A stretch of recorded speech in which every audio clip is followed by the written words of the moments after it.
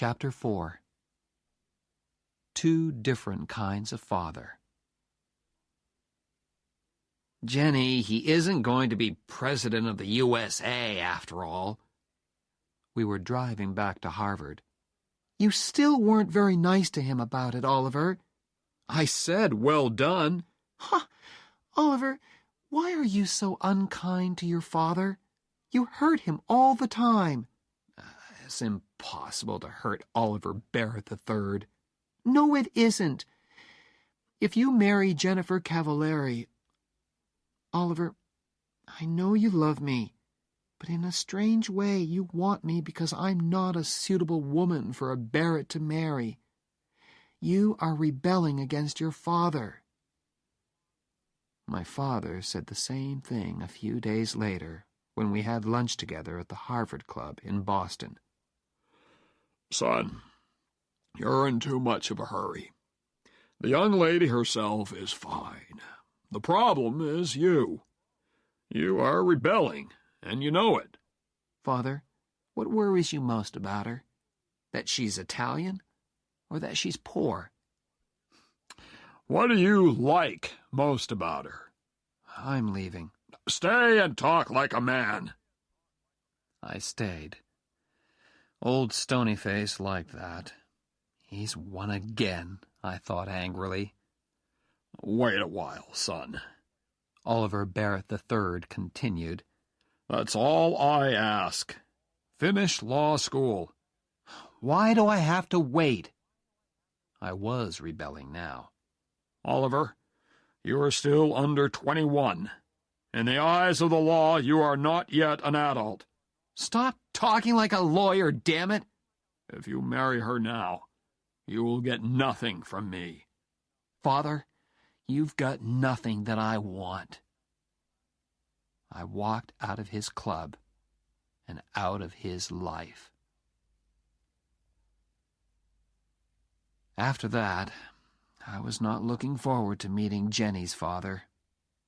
She was his only child, and her mother was dead. She meant a lot to him. I could see a lot of problems there. And I was penniless. How is Mr. Cavallari going to feel, I thought, when he hears that young Barrett can't support his daughter? Worse, she will have to work as a teacher to support him while he is at law school. As we drove down to Cranston on that Sunday in May, I worried a lot about Mr. Cavallari's feelings. Tell me again, Jen. Okay. I telephoned him and he said okay. But what does he mean by okay? Are you trying to tell me that Harvard Law School has accepted a man who doesn't know the meaning of okay? It isn't a word that lawyers use much, Jen. Just tell me again, please. He knows you're poor and he doesn't mind. Stop worrying, Oliver. Jenny lived on Hamilton Street. It was a long line of wooden houses with children playing in front of them and whole families sitting on their front steps. I felt like a stranger in a strange land as I parked the MG outside 189A Hamilton Street. Mr. Cavallari's handshake was warm and strong. "How do you do, sir?" I said. "I'm Phil," he said. "Phil, sir." It was a frightening moment. Then Mr. Cavallari turned to his daughter. Suddenly they were in each other's arms, laughing and crying and kissing. I felt like a stranger. For some time, I did not have to speak much. Don't speak with your mouth full, my family had told me when I was a child. Phil and his daughter kept my mouth full all afternoon. I don't know how many Italian cakes I ate. Both Cavallaris were very pleased. "He's okay," said Phil at last. "I told you he was okay," said his daughter. Well, I had to see for myself. Now I've seen him. Oliver? Yes, sir? Call me Phil. You're okay. Later, Phil tried to have a serious talk with me. He thought he could bring Oliver Barrett III and Oliver Barrett IV together again. Let me speak to him on the telephone, he said. A father's love is a very special thing. There isn't much of it in my family, I said. Your father will soon realize, he began, when it's time to go to the church. Phil, said Jenny gently, we don't want to be married in church. He looked surprised, then unhappy. But he spoke bravely.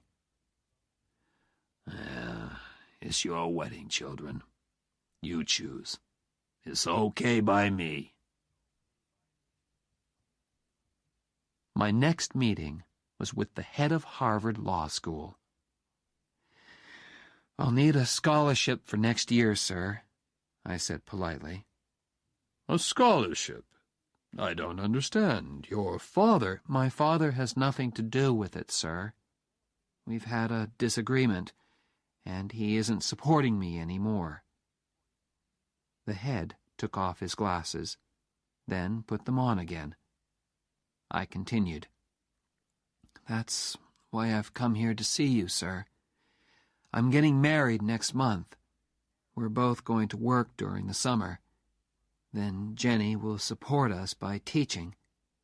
But her teaching won't pay enough to send me to law school. Sir, I need a scholarship. I have no money in the bank. Mr. Barrett, our scholarships are for poor people, and it's too late to ask for one. I do not wish to enter into a family disagreement, but I think you should go and talk to your father again. No, I said angrily. I am not, repeat, not going back to my father to ask for money. When Jenny graduated from university that summer, all her relations came from Cranston to watch. We didn't tell them about our marriage plans because we wanted a quiet wedding and didn't want to hurt their feelings. I graduated from Harvard the next day. Was Oliver III there in the university hall? I don't know. I didn't look for old Stonyface in the crowd. I gave my parents' tickets to Jenny and Phil. But as an old Harvard man, my father could sit with the class of 26. But why should he want to? I mean, weren't the banks open that day? The wedding was on the next Sunday. It was very quiet and very beautiful. Phil was there, of course, and my friend Ray Stratton. Jenny and I spoke about our love for each other and promised to stay together until death. Ray gave me the ring, and soon Oliver Barrett IV and Jennifer Cavalieri were man and wife. We had a small party afterwards, just the four of us. Then Ray and Phil went home, and Jenny and I were alone together. Jenny, we're really married. Yes. Now I can be as terrible to you as I like. Chapter 5. The first 3 years. For 3 years, we had to make every dollar do the work of 2. All through the summer holidays, we worked at the boat club in Dennisport. It was hard work, but we were never too tired to be kind to each other. I say kind because there are no words to describe our love and happiness together. After the summer, we found a cheap flat near the university. It was on the top floor of an old house and was actually very expensive. But what could we do? There weren't many flats around. "Hey, Preppy," said Jenny when we arrived there. "Are you my husband, or aren't you?" "Of course I'm your husband." "Show me, then." My God, I thought. In the street? "Carry me into our first home." I carried her up the 5 steps to the front door. "Why did you stop?" she asked. "This isn't our home. Upstairs, Preppy." There were 24 stairs up to our flat, and I had to stop halfway. "Why are you so heavy?" I asked her. "Perhaps I'm expecting a baby." "My God, are you?" "Ha! I frightened you then, didn't I?" "Well, yes, just for a second or two." I carried her the rest of the way. There were very few moments in those days when we were not worrying about money. Very few, and very wonderful. And that moment was one of them.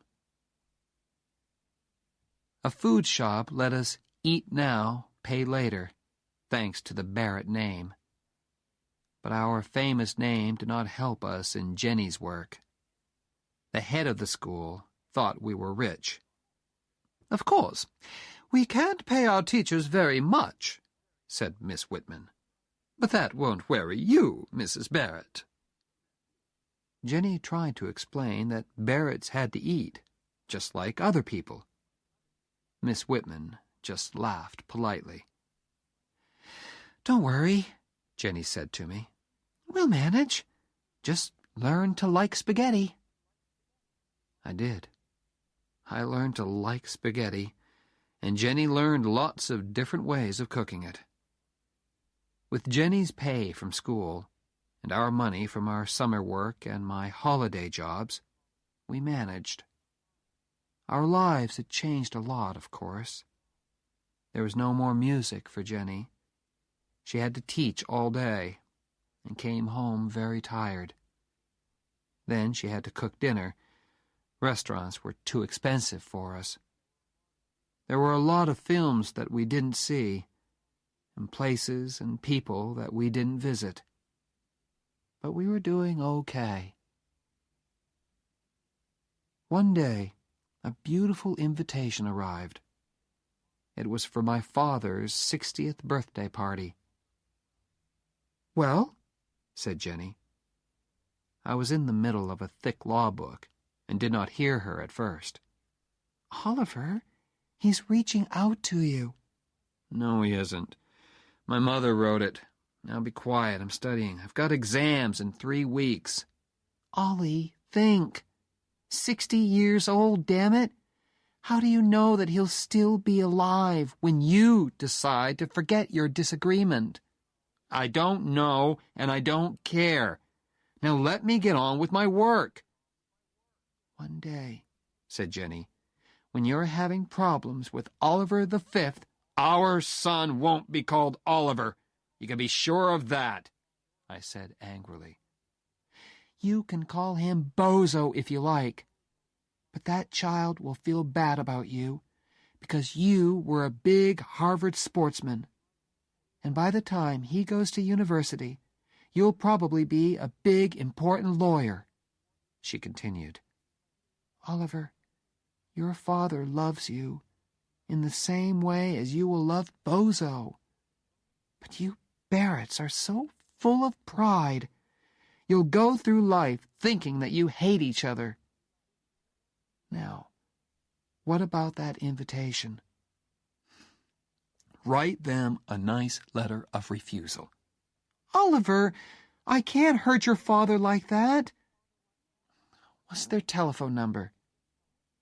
I told her, and was at once deep in my law book again. I tried not to listen to her talking on the telephone, but she was in the same room after all.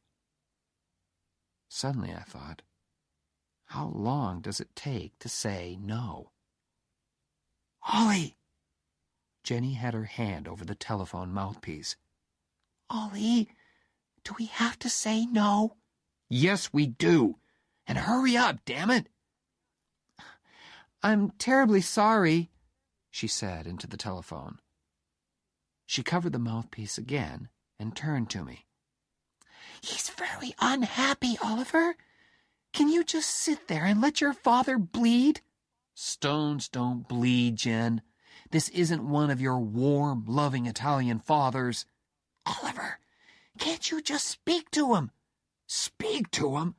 Are you crazy? She held the telephone towards me. She was trying not to cry. I will never speak to him. Ever, I said. Now she was crying, very quietly. Then she asked me once more. From me, Oliver? I've never asked you for anything. Please. I couldn't do it. Didn't Jenny understand? It was just impossible.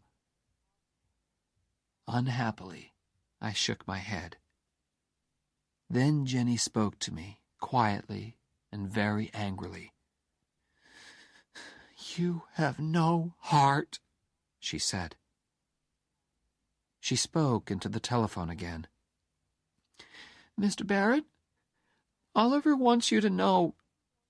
She was crying, so it wasn't easy for her.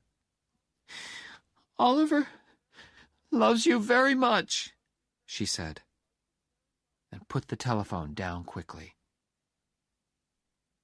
I don't know why I did it. Perhaps I went crazy for a moment.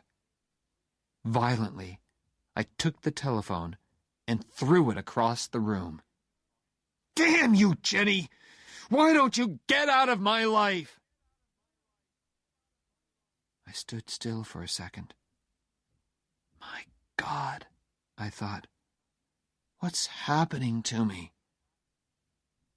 I turned to look at Jenny, but she had gone. I looked round the flat for her. Her coat was still there, but she had disappeared. I ran out of the house and searched everywhere for her. The law school library, Radcliffe, the music school. Was she in one of the music rooms? I heard somebody playing the piano, loudly and very badly. Was it Jenny? I pushed the door open. A big Radcliffe girl was at the piano. What's the matter? She asked. Nothing, I answered, and closed the door again. Where had she gone? I felt terrible. I searched the university, the streets, and the cafes. Nothing. Had she taken a bus to Cranston, perhaps?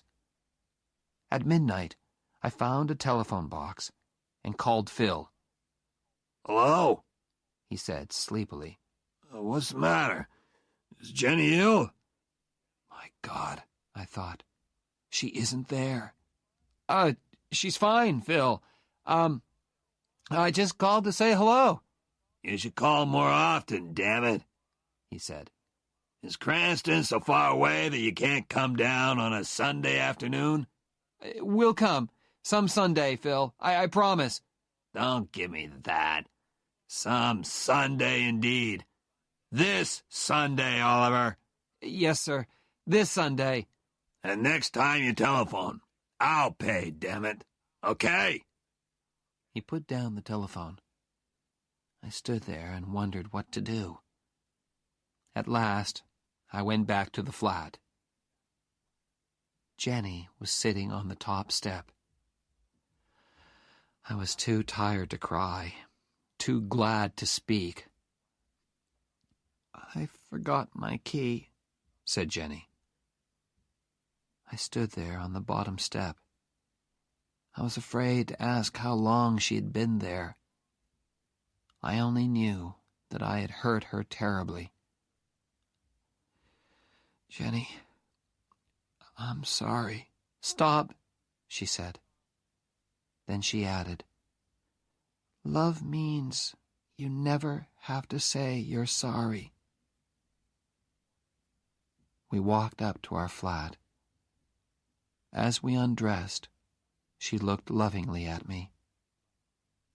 I meant what I said, Oliver. And that was all. Chapter 6. Money can't buy everything. When the letter came from the law school, it changed our lives. I came third in the final examinations, and suddenly everyone wanted to offer me jobs. It was a wonderful time. Think of it. An all-American boy with a famous name, third in his examinations, and a Harvard hockey player, too. Crowds of people were fighting to get my name and number on their company writing paper. At last, I accepted a job with Jonas and Marsh in New York. I was the highest-paid graduate of my year, too. After 3 years of spaghetti and looking twice at every dollar, it felt wonderful. We moved to a beautiful flat in New York. Jonas and Marsh's office was an easy 10-minute walk away. And there were lots of fashionable shops nearby, too. I told my wife to get in there and start spending immediately. Why, Oliver? Woman, you supported me for 3 years. Now it's my turn. I joined the Harvard Club of New York. Ray Stratton was working in New York, too, and we played tennis together 3 times a week. My old Harvard friends discovered me once more, and invitations arrived. Say no, Oliver. I don't want to spend my free time with a lot of empty-headed preppies. Okay, Jen, but what shall I tell them? Tell them I'm expecting a baby. Are you? She smiled. No, but if we stay at home tonight, perhaps I will. We already had a name for our child. You know, I said one evening, I really like the name Bozo. You honestly want to call our child Bozo? Yes, it's the name of a big sports star. He'll be wonderfully big and strong, I continued. Bozo Barrett, Harvard's biggest football star. We had a name for our child, and we wanted him very much. But it's not always easy to make a baby, although we tried very hard. Finally, I became worried, and we went together to see a doctor. Dr. Shepard checked everything carefully. He took some of our blood and sent it away for examination. "We'll know soon," he said. A few days later, he telephoned me at my office and asked me to visit him on my way home that evening. Well, Doctor, I said, which of us has the problem? It's Jenny, he said. She will never have children. I was ready for this news, but it still shook me. Well, I said, children aren't everything. Oliver, said Dr. Shepard, the problem is more serious than that. Jenny is very ill. She has a blood disease. It is destroying her blood, and we can't stop it. She is dying, Oliver. I am very sorry. That's impossible, Doctor, I said. I waited for the doctor to tell me that it was not true. Kindly and patiently, he explained again, and at last I understood the terrible words. Have you spoken to Jenny, Doctor? What did you tell her? I told her that you were both all right. For the moment, it's better that way. I wanted to shout and scream at the unfairness of it all. Jenny was 24, and she was dying. What can I do to help, Doctor? I asked at last. Just be natural, he said. Natural. I began to think about God. At first, I hated him. Then, next morning, I woke up, and Jenny was there beside me. Still there. I was ashamed. Thank you, God, I thought. Thank you for letting me wake up and see Jennifer. Be natural, the doctor had said. I did my best, and all the time I was living with my terrible secret. One day, Mr. Jonas called me into his office. Oliver, I have an important job for you. How soon can you go to Chicago? You can take one of the younger men with you. One of the younger men? I was the youngest man in the office. I understood the message. Oliver, although you are still only 24, you are one of our top men. Thank you, sir, I said, but I can't leave New York just now. I had decided not to tell anyone about my troubles. I wanted to keep my secret as long as possible. I could see that old man Jonas was unhappy about my refusal. On the way home that day, I saw a notice in a travel shop window. Fly to Paris. Suddenly, I remembered Jenny's words. What about my scholarship? What about Paris? I went into the shop and bought 2 tickets to Paris. Jenny was looking gray and tired when I got home. When I showed her the tickets, she shook her head.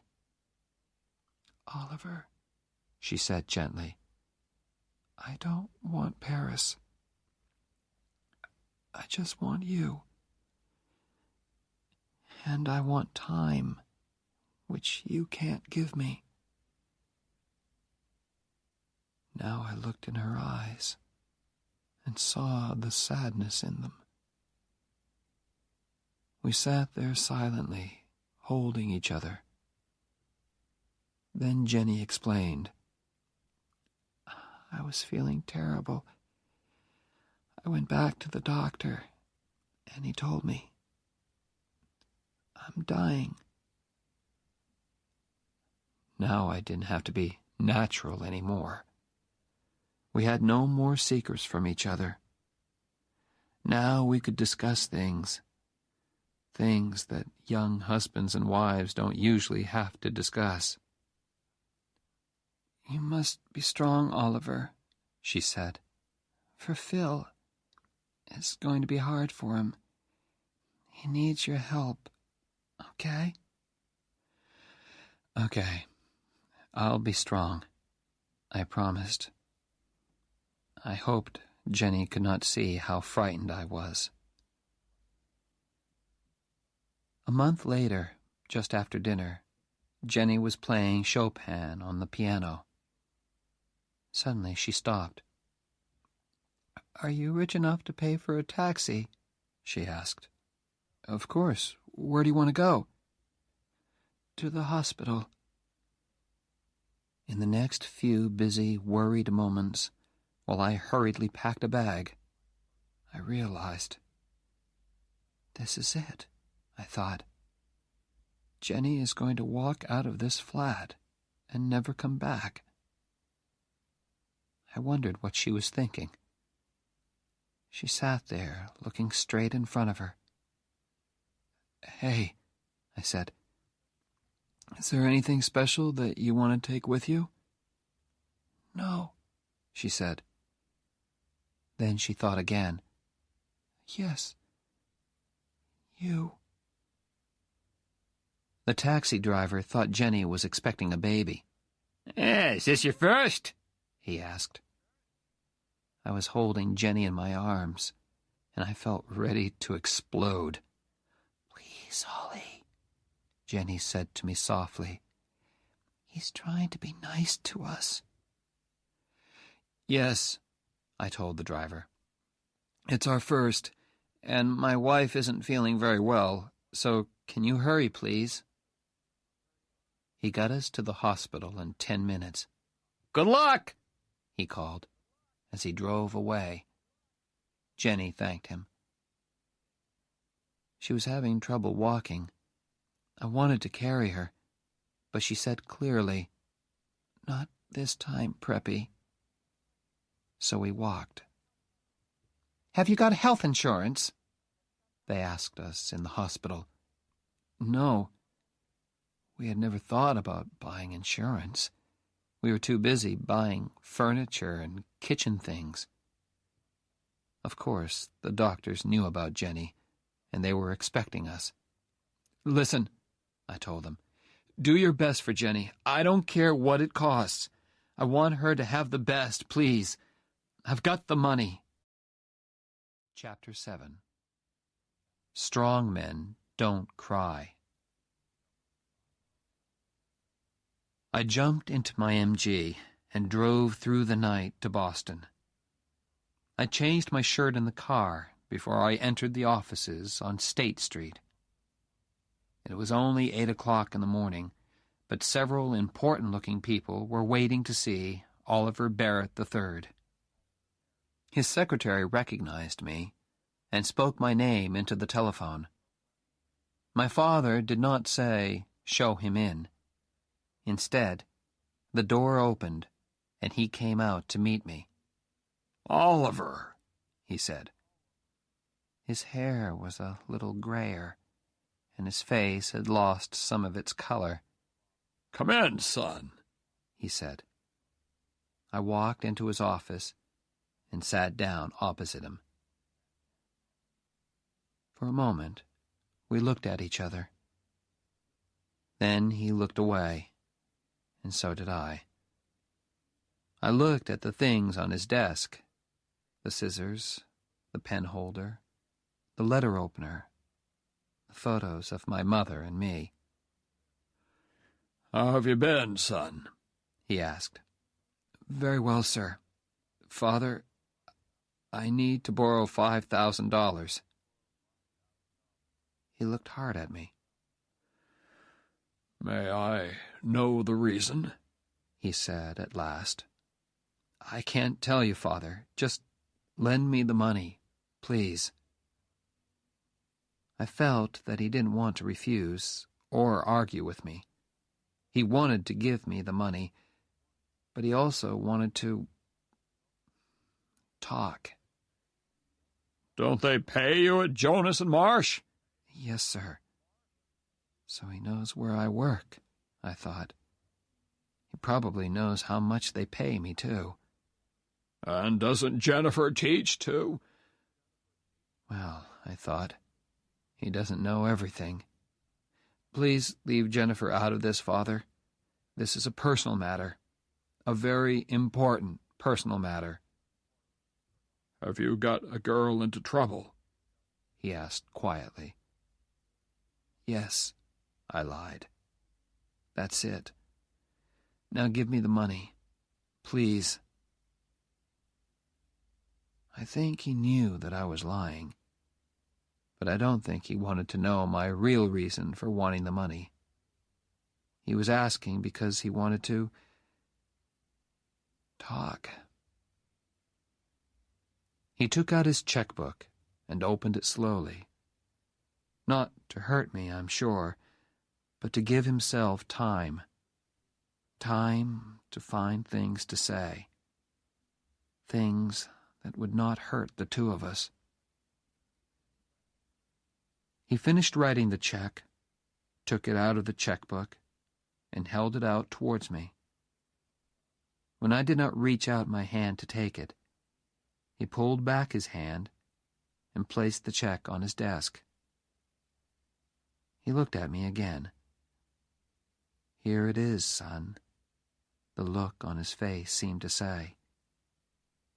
But still he did not speak.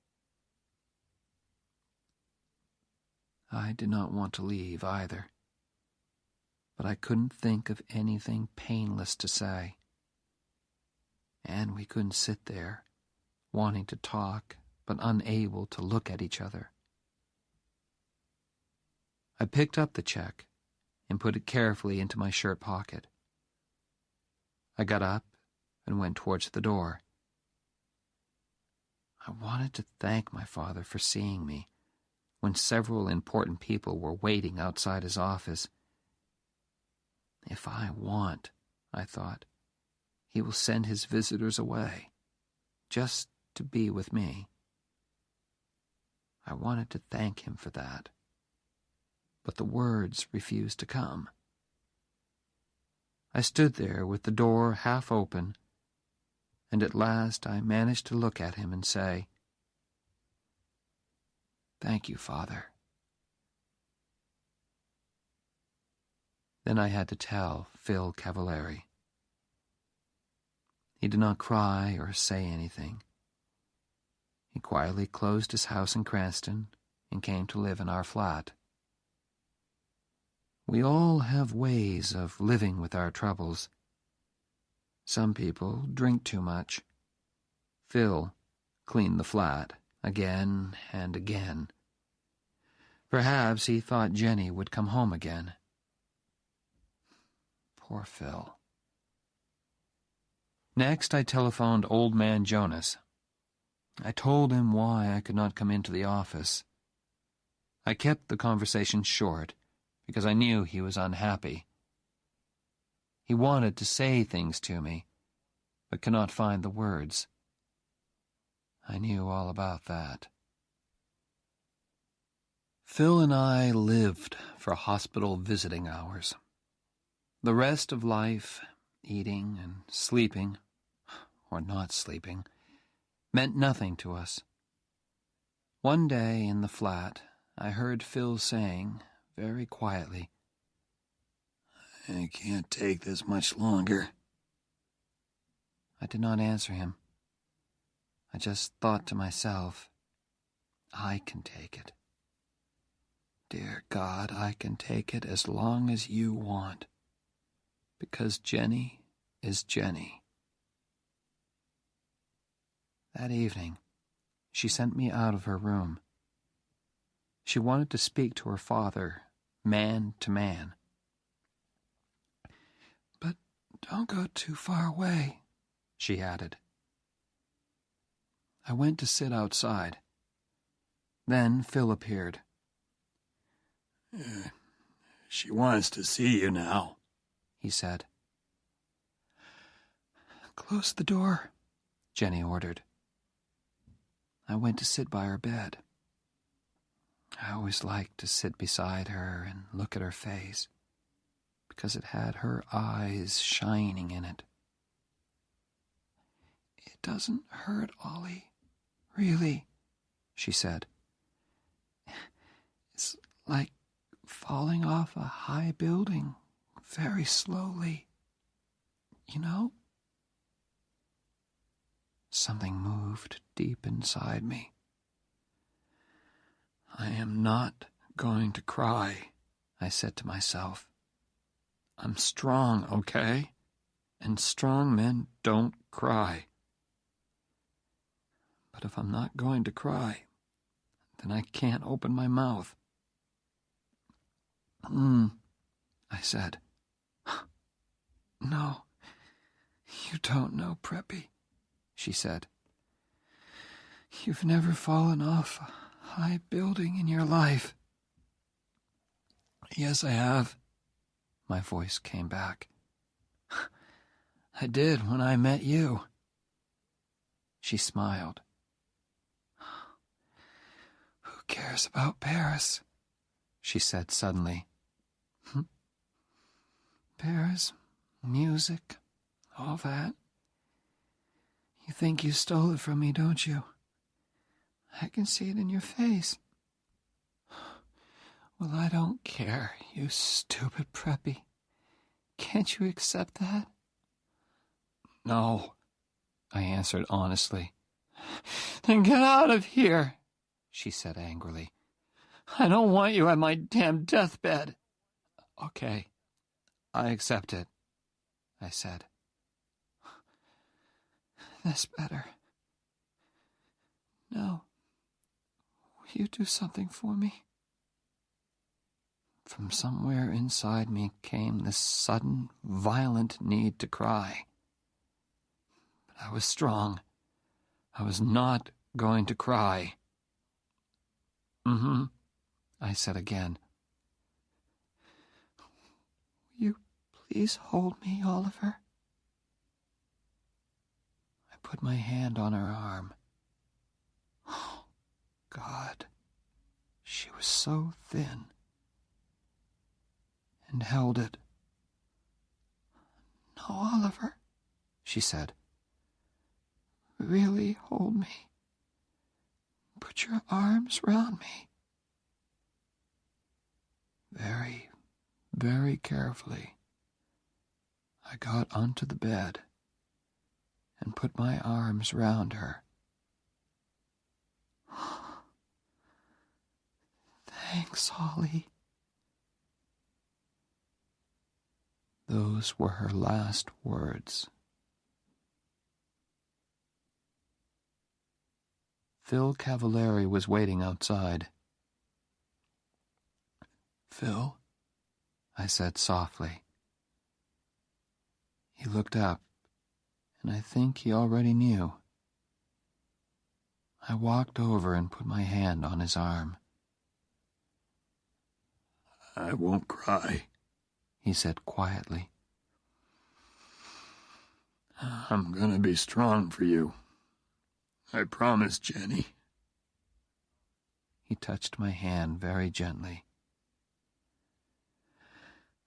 But I had to be alone, to feel the night air, to take a walk, perhaps. Downstairs, the entrance hall of the hospital was very calm and quiet. The only noise was the sound of my footsteps on the hard floor. Oliver? It was my father. Except for the woman at the desk. We were all alone there. I could not speak to him. I went straight towards the door. But in a moment he was out there, standing beside me. Oliver, he said. Why didn't you tell me? It was very cold. That was good, because I wanted to feel something. My father continued to speak to me, while I stood still and felt the cold wind on my face. I heard this evening. I jumped into the car at once. I was not wearing a coat. The cold was starting to make me ache. Good. Good. Oliver, said my father. I want to help. Jenny's dead, I told him. I'm sorry, he said very softly. I don't know why I did it, but I repeated Jenny's words from long ago. Love means you never have to say you're sorry. Then I did something which I had never done in front of him before. My father put his arms round me, and I cried.